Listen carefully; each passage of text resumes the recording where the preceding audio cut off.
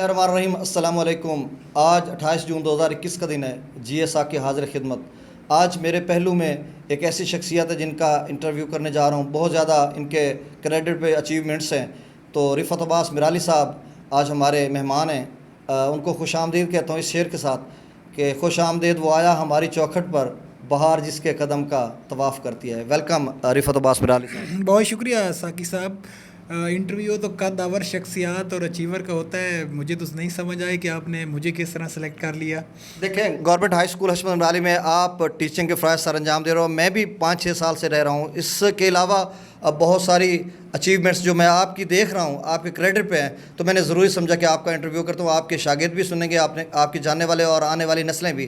تو رفعت عباس صاحب، آپ یہ بتائیں کہ آپ نے ابتدائی تعلیم کہاں سے حاصل کی؟ میں نے میٹرک گورنمنٹ ہائی اسکول حشمت مرالی سے کیا ہے، اور اس کے بعد میں نے انٹر خانوال ڈگری کالج سے، اس کے بعد میں ملتان چلا گیا، ایمرسن کالج سے میں نے بی اے کیا ہے، اور ایم اے پولیٹیکل سائنس بھی میں نے ایمرسن کالج سے ہی کیا تھا، اور اس کے بعد میں بہاولپور چلا گیا، وہاں سے میں نے جو ہے نا ایم ایس سی کی، اور اس کے ساتھ ساتھ جو ہے آپ کو پتہ ہے کہ اسپورٹس کا سلسلہ بھی چلتا رہا۔ تو اسپورٹس میں آپ کی کتنی اچیومنٹس ہیں؟ آپ یونیورسٹی لیول پہ آپ کیا کرتے رہے ہیں؟ مطلب وہاں پہ میں اسپورٹس کرکٹ کھیلتا تھا۔ میں ایمرسن کالج سے کرکٹ سٹارٹ کی تھی، پھر میں نے انڈر 19 کھیلی خانوال سے، خانوال کا کپتان رہا ہوں میں۔ بہاؤدین ذکریہ یونیورسٹی کی ٹیم جو ہوتی ہے اس کی میں نے نمائندگی کی ہے، اور اس کے بعد جو کہ میں بہاولپور چلا گیا تھا، پھر بہاولپور یونیورسٹی کا کپتان رہا ہوں میں نے 2 سال، اور اس کے بعد پاکستان ہائر ایجوکیشن کمیشن کی میں نے نمائندگی کی ہے، پیٹرنس ٹرافی پاکستان آرمی کی طرف سے کھیلا ہوں، اور اس طرح چلتے چلتے پھر ادھر آ گئے گورنمنٹ ہائی اسکول حشمت مرالی۔ اچھا، یہ گورنمنٹ اسکول میں آپ کی اپوائنٹمنٹ کب ہوئی؟ 2014 میں ہوئی ہے۔ 2014 سے تاحال 2021 تک آپ اپنے فرائض سر انجام دیں۔ اچھا، یہ بتائیں کہ آپ سپورٹس کی بات ہو رہی ہے، تو سپورٹس کے حوالے سے بھی آپ کی گورنمنٹ ہائی اسکول حشمت مرالی میں کتنی اچیومنٹس ہیں؟ بیسیکلی آپ کو پتہ ہے کہ یہ جو سپورٹس ہے اس میں جو اچیومنٹس ہیں وہ ایک کلچر اور سٹرکچر سے آتی ہیں۔ 2014 میں یہاں آیا تھا، اور ہم نے کوشش کی تھی، اچیومنٹ پہ ہم نہیں گئے تھے، ہم کلچر اور سٹرکچر پہ گئے تھے کہ کس طرح جو ہے ایک کلچر بنایا جائے کہ اگر کل ہم نہ ہوں، کوئی آنے والی نسلیں بھی ہوں، تو یہ کھلاڑیوں کا جو سلسلہ ہے یہ چلتا رہے، سپورٹس کا سلسلہ چلتا رہے۔ تو اس سلسلے میں کلچر اور سٹرکچر میں تو ہمیں کافی جو ہے نا اچیومنٹس ملی ہیں، اور لیکن کچھ جو ہے ہمارے ابھی ہم ریسنٹلی بورڈ چیمپئن ہوئے ہیں۔ اس سے پہلے ہمارے کھلاڑی جو ہے خانوال کی کوئی ٹیم یا ملتان کی کوئی ایسی ٹیم نہیں بنتی جس میں حشمت مرالی کے اسکول کا یا حشمت مرالی علاقے کا لڑکا شامل نہ ہو، اور اس کے علاوہ زونل پہ تو ہم چیمپئن رہے ہیں 4-5 سال پہ، خانوال پہ ہم فائنل اور سیمی فائنلسٹ ہارتے رہے ہیں۔ ایز اے ہول اچیومنٹس ٹھیک ہیں، لیکن جو مجھے زیادہ پسند ہے اپنا کہ اس وقت حشمت مرالی میں پورا سپورٹس کا ایک کلچر ہے اور اسٹرکچر ہے، اور سیکنڈ ٹائم جو ہے مختلف گیمز ہوتی ہیں، صرف کرکٹ نہیں ہوتی، مختلف گیمز ہوتی ہیں، اور بچے جس طرح بڑھ چڑھ کر حصہ لیتے ہیں، اور اس کے علاوہ جو ان کو شوق ہے اور جو پیشن ہے وہ قابل دید ہے۔ اور ہمارے 10 سے 12 لڑکے ایسے ہیں جو اسکالرشپ پہ، صرف سپورٹس اسکالرشپ پہ پاکستان کی مختلف یونیورسٹیوں سے تعلیم حاصل کر رہے ہیں۔ تو میں ان چیزوں کو زیادہ اچیومنٹ سمجھتا ہوں ایز کمپیئر ٹو میچ جیتنا، ٹورنامنٹس جیتنا۔ اچھا، زیادہ آپ کون سی والی گیم کروا رہے ہیں بچوں کو؟ زیادہ بچے، چونکہ آج کل بہت زیادہ کرکٹ میں بچے انٹرسٹڈ ہوتے ہیں، تو آپ مختلف گیمز کرا رہے ہیں، جیسے ٹیبل ٹینس ہم نے جو ملتان بورڈ سے جیتا ہے، ایک زونل جو ڈویژنل لیول پہ، تو یہ صرف آپ کرکٹ کو امپورٹنس دے رہی ہے تمام گیمز کو؟ ایسی بات نہیں ہے، ہم صرف کرکٹ زیادہ چونکہ شوق زیادہ رکھتے ہیں، پاکستانی بھی کرکٹ دیکھنا چاہتے ہیں، ایک تو ایک یہ بڑی وجہ ہے کہ ہمارے زیادہ تر بچے صرف کرکٹ ہی کھیلنا چاہتے ہیں، یہ بھی ایک پرابلم ہے، لیکن چونکہ ہمارے پاس فیسلٹیز نہیں ہیں، گراؤنڈز نہیں ہیں، تو اس سلسلے میں ہم نے انڈورس گیمز جو ہے ان پہ بھی بڑا فوکس کیا ہوا ہے، اور بہت بڑی ابھی ہم نے جو ہے نا ایک اچیو ہوا ہے کہ ہم بورڈ چیمپئن ہوئے ہیں، جہاں ملتان پبلک اسکول کو ہرانا یا ویاڑی کے اسکولوں کو، کالجز کو ہرانا وہ بڑا مشکل تھا۔ تو اس سلسلے میں ہمیں پہلی جو ہے نا بڑی کامیابی نصیب ہوئی ہے، اور یہ ہمارے لیے بڑا کانفیڈنٹ بوسٹر ہے۔ ہم آگے بھی جو ہے نا اس طرح کی پرفارمنسز انشاءاللہ دیتے رہیں گے، اور یہ جو ہمارے لڑکے ہیں یہ نیشنل چیمپئن اور انشاءاللہ اولمپک چیمپئن بنیں گے۔ اچھا، کرکٹ میں آپ کے اسٹوڈنٹس کی کوئی پرفارمنس رہی ہے کہ کہیں وہ سلیکٹ ہوئے ہوں انڈر 14 میں یا کہیں اس طرح کا؟ جی، اس وقت بھی ایک لڑکا ہمارا انڈر 13 جو ہے وہ ساؤدرن پنجاب میں سلیکٹ ہوا ہے۔ اس سے پہلے اور لڑکے ہیں جو ملتان ریجن سے سلیکٹ ہوئے، اور کوئی ٹیم ایسی نہیں بنتی خانوال کی جس میں ہمارے 2-3 لڑکے ایج لیول کے اس میں شامل نہ ہوں، اور ملتان بورڈ میں ہمارے ہمارے جو ملتان بورڈ کی ٹیم جو بورڈز کے ساتھ کھیلتی ہے اس میں بھی 2-3 لڑکے ہمارے سلیکٹ ہو جاتے ہیں. ابھی بھی جو ٹیبل ٹینس کے لڑکے ہیں انہوں نے ملتان بورڈ جو ہے قریب ان کو بھی بلا رہا ہے. اچھا آپ سر یہ بتائیں, یہ تو سپورٹس ہو گیا. اچھا باقی جو تعلیمی میدان میں ہماری کیا اچیومنٹس رہی ہیں حشمت بن علی ہائی اسکول کی؟ اس میں آپ 9th اور 10th کی انگلش بھی پڑھاتے رہے اور ہمارے بچے نے 1046 نمبر بھی لیے عثمان حیدر نے. تو آپ یہ کریڈٹ کن کو دینا چاہ رہے ہیں اور کس طرح سے ایک رورل ایریا میں بچے جو ہیں وہ اس طرح کے مارکس سکور کر رہے ہیں؟ تو آپ کیا سمجھتے ہیں کہ آنے والے دنوں میں یا آنے والے سالوں میں یہاں پہ جو ایک تعلیمی انقلاب آنے والا ہے کیا؟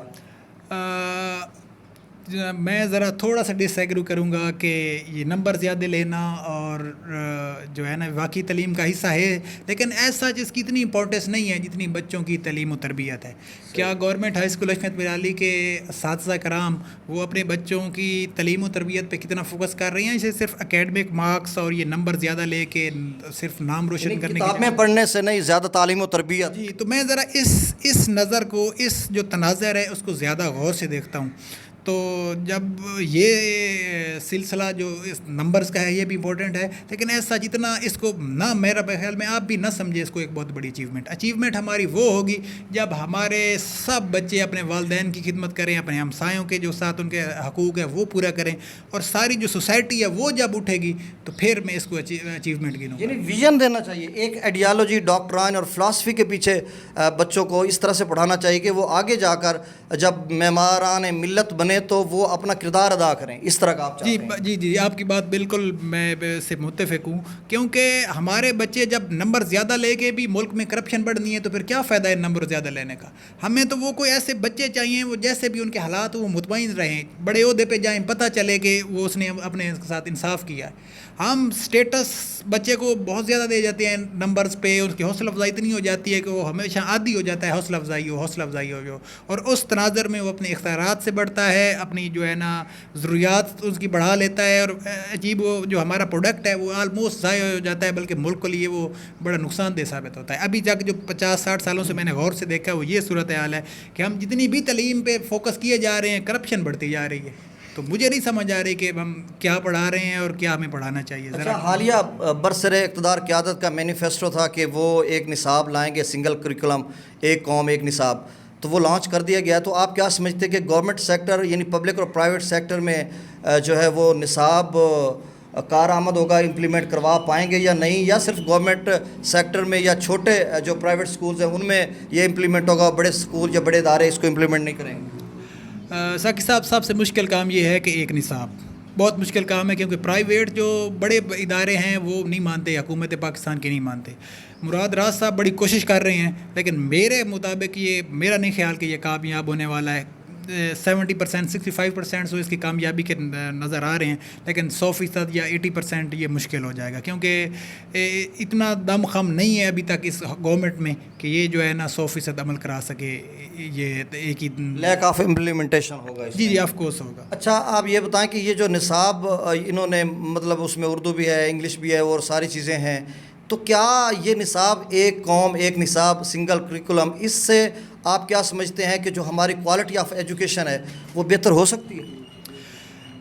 میرا خیال ہے کوالٹی آف ایجوکیشن اور چیز ہے, سنگل کریکولم اور چیز ہے. بیسیکلی یہ ایک ہی نصاب تو اس لیے ہے کہ جو ہے نا غریبوں کے بچے بڑے عہدوں پہ نہیں جا سکتے, اور بھی کافی سارے پرابلم ہے جو معاشرے میں جو ہے نا دو شعبے ہونے کا خطرہ ہے, یہ اس تناظر میں ہے. نہیں تو I am sorry to interrupt you کہ ایلیٹ کلاس کے اور جو مڈل اور لوئر کلاس کلاسیفیکیشن اس لیے میں کر رہا ہوں کہ ہمارا طبقاتی نظام تعلیم ہے, تو پھر تو یہ بات کہنی پڑتی ہے نا. تو کیا ایلیٹ کلاس کے جو M P M N As ہیں یا بیوروکریسی کے بچے ہیں یا ایون کے ٹیچرز کے, تو اگر وہ گورنمنٹ اداروں میں آ جائیں تو کوالٹی آف ایجوکیشن مزید بہتر ہو سکتی ہے؟ کیا آپ یہ نہیں سمجھتے؟ ایلیٹ کلاس کے جو لوگ ہیں یا ان کے بچے ہیں وہ اس وقت گورنمنٹ جو گورن کر رہے ہیں پورے ملک کو, اور انہوں نے اس ملک کا کیا حال کر دیا وہ ہمارے سامنے ہے. اگر وہ ہمارے اس سائڈ پہ بھی آ جائیں گے تو میرا نہیں خیال کوئی اتنا بڑا فرق پڑنے والا ہے.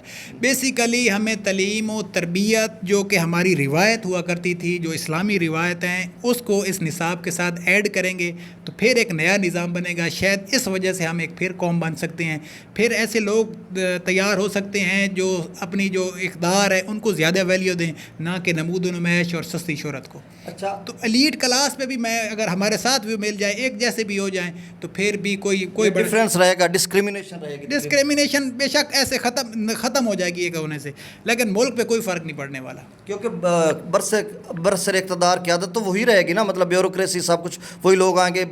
یعنی آپ یوں سمجھتے کہ 10% تک لوگ جو ہے رورل ایریاز سے وہ پڑھ لکھ کر کوئی زیادہ جینیس ہو تو وہ آ جاتے ہیں، ادروائز اس طرح کا بہت چانس کم ملتا ہے.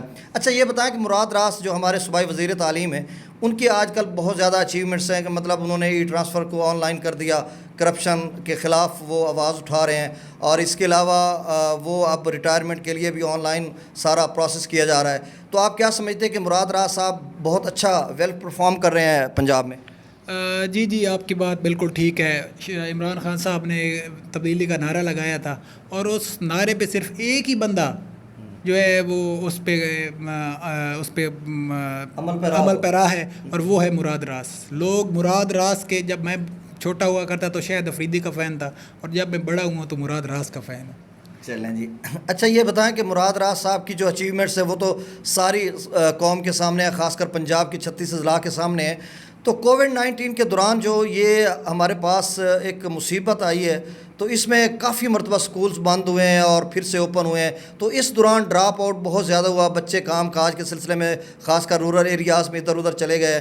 تو ان کو دوبارہ لے کر آنا اور نئی انرولمنٹ کرنا، کیونکہ جب عمران خان سپیچز وغیرہ کیا کرتے تھے تو وہ کہتے تھے کہ جو تقریباً 2.5 کروڑ بچہ اس وقت سکولوں میں نہیں جا رہا، تو اس میں کوئی 8 لاکھ تو انہوں نے انرول کر لیا ہے، اور باقی جو بچے ہیں اور جتنے انہوں نے انرول کیے ہیں اس سے زیادہ ڈراپ آؤٹ ہو گیا. تو آپ کیا سمجھتے ہیں کہ تمام ٹیچرز کا ایک ہیڈ ماسٹر کی کیپٹنسی میں یہ کام ہونا چاہیے، اور دوبارہ ان بچوں کو بھی لے کے آنا چاہیے اور نئی انرولمنٹ بھی کرنی چاہیے تاکہ جو بچے سکولز میں نہیں جا رہے ان کو سکولوں میں لائیں؟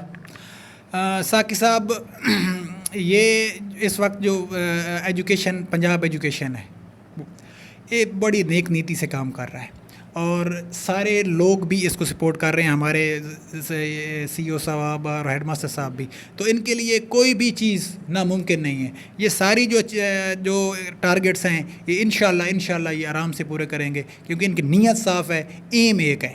اچھا آپ یہ بتائیں، آخر میں یہ بتائیں کہ جو حالیہ جو برسر اقتدار قیادت ہے، ان کا مینیفیسٹو تھا، جیسے میں پہلے عرض کر چکا ہوں، بتا چکا ہوں کہ وہ ایک عظیم باوقار قوم بنانے کے خواب دیکھ رہے تھے اور دیکھ رہے ہیں اب بھی، اور ایک اسلامی فلاحی ریاست کے خواب.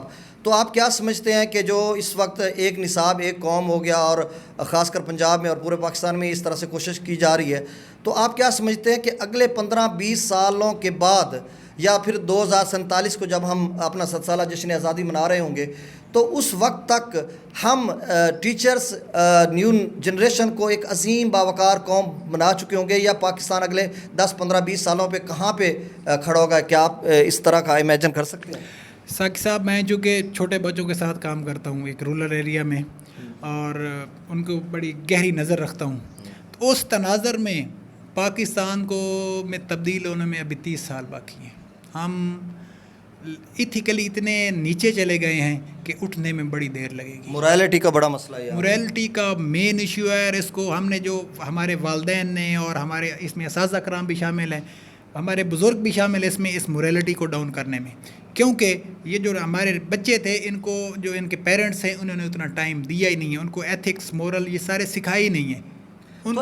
ایتھیکل ڈکلائن جس کی آپ بات کر رہے ہیں، پیرنٹس اور ٹیچرز وہ بھی اس میں شامل ہیں. تو کیا پیرنٹس اور ٹیچرز صرف یا گورنمنٹ کی جو رولز آف لا ہے اس کی امپلیمنٹیشن سے یہ کام ہو سکتا ہے کہ ہم مارل ویلیو پہ جا سکتے ہیں، یا مبلغین، صالحین، پیران جو صبح شام نصیحت کرتے ہیں کہ ایک اچھی قوم اور اخلاقی اقدار کی حامل قوم بننا چاہیے؟